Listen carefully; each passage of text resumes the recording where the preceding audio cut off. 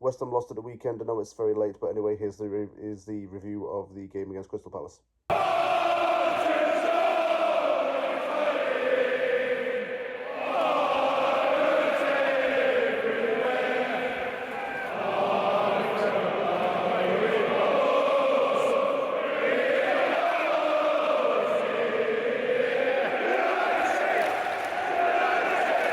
Why am I filming this from a downward angle? Well, it's because West Ham United are going down, down, down, down, down, down, like a Jay Sean song. If you remember back in 2009, that was a banger. But what is not banging right now is West Ham's form in the league.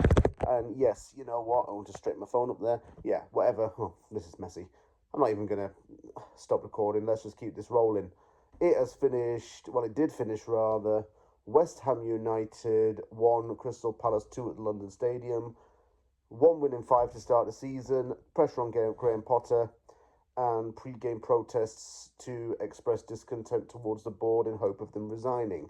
Long may the protests continue, by the way. Everybody who organised that and took part in that, you did a really good job. You kept sensible and you did what I'd asked in previous videos and you did what was expected of you by West Ham fans and the organisers. So well done to everyone who protested, and there are going to be more to come.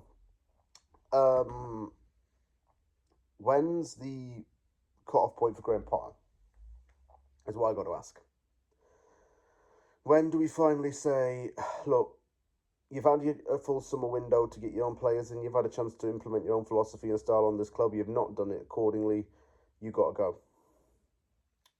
Anyone who starts James Ward-Prowse in midfield over Freddie Potts or Sangolo Magaza at the minute, you deserve to have your contract shredded up on the spot, mate. You deserve to be told to basically piss off. This all gets me, but there are a lot of spells in games where we play really, really well and we are confident in what we do, but we just never, ever execute. And then when we finally concede a goal, we just trump it all away. Team lineup. Areola in goal, because Hermanson's a tiny little midget who should just sit at home and play Lego. Walker, Peters and Doof as the fullbacks. Mavropanos and Kilman as the centre-backs. Ward-Prowse and Fernandes in the midfield. Paquetá in the 10. Somerville and Bowman as the wingers with Wilson up top. Finally, we had a striker starting.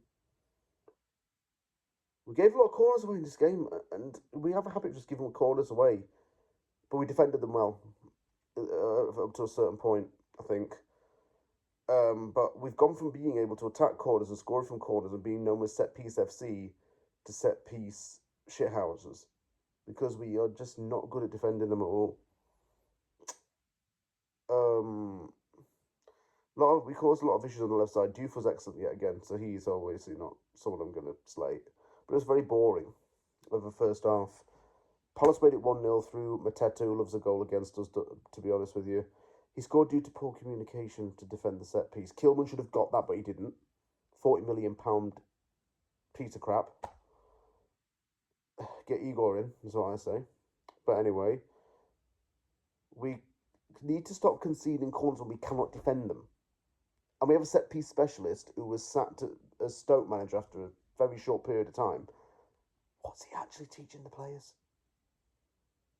How's he teaching them to defend? Because they ain't defending. No end product at all. The Palace deserves to be 1-0 up at half-time in that sense. Second half, Bowen made it 1-1 from a corner with Diouf getting an assist. Wilson came off for Nicholas Füllkrug. He did nothing. And then it was 2-1. Tyrick Mitchell struck a half volley deep inside the box. Areola didn't even move.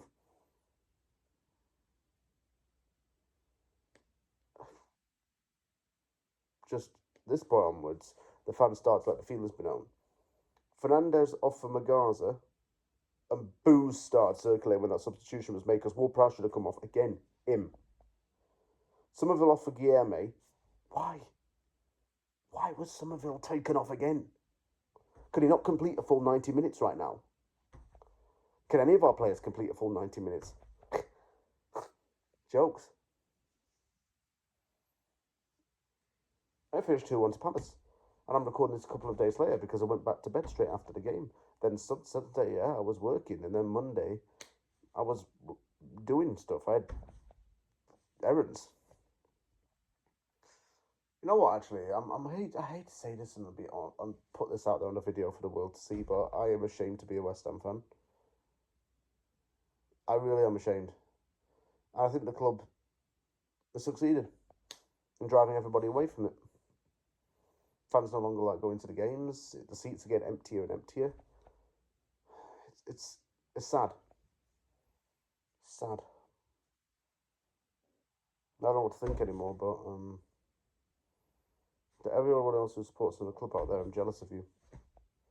Because ours is run like crap.